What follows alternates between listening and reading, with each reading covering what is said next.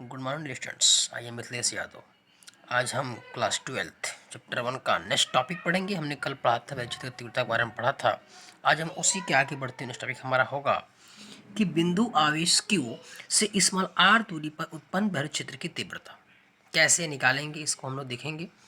तो देखिएगा, हमने क्या किया है, एक बिंदु आवेश Q है, इससे r दूरी पर एक बिंदु क्या है, P है। इस बिंदु पर वैद्युत क्षेत्र की तीव्रता क्या होगी, इसको हम लोग निकालेंगे। तो मान लेते हैं बिंदु आवेश Q से r दूरी पर एक बिंदु P है, जहां उत्पन्न वैद्युत तीव्रता ज्ञात करनी है। इसके लिए बिंदु P पर एक हम क्या देंगे, परीक्षण आवेश Q0 रख देते हैं।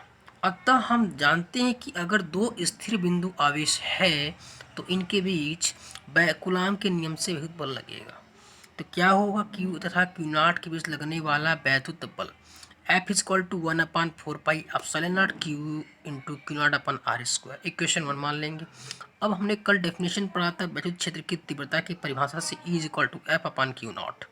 अब मैंने F का मान यहाँ भर दिया 30, Q0 से Q0 कैंसिल, आपका बचा क्या 1/4πε0 Q/r²।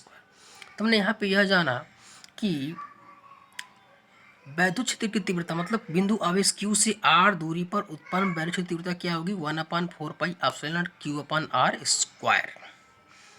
इसका एक ग्राफ है। जैसे मान लीजिए, अगर डिस्टेंस बढ़ेगा, पहले तो E का मान बढ़ेगा, लेकिन अगर जैसे जैसे डिस्टेंस का स्क्वायर हम बढ़ाएंगे, तीव्रता भी आगे घटती जाएगी। देखिए घट रही है, अब शुरू में बढ़ेगी, लेकिन शुरू में देखो बढ़ा, लेकिन अब धीरे धीरे क्या हो रहा है, घटेगा। ये ग्राफ है बिटवीन r² एंड E।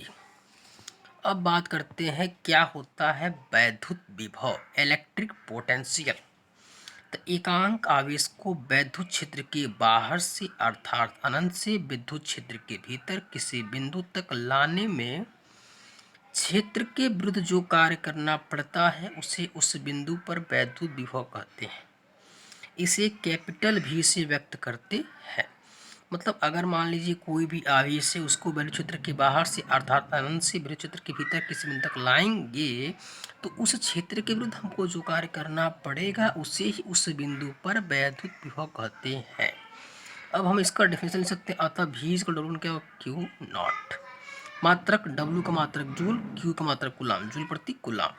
विभव सूत्र जूल का होता है ml² T/-2, अब कूलाम का होता है 80। तो आपका आ गया E/-1 ml² T/-3। यह कैसी राशि है, तो यह एक अदिश राशि है। ओके, अब अपना नेक्स्ट टॉपिक नेक्स्ट वीडियो में पढ़ेंगे। Okay, thank you very much.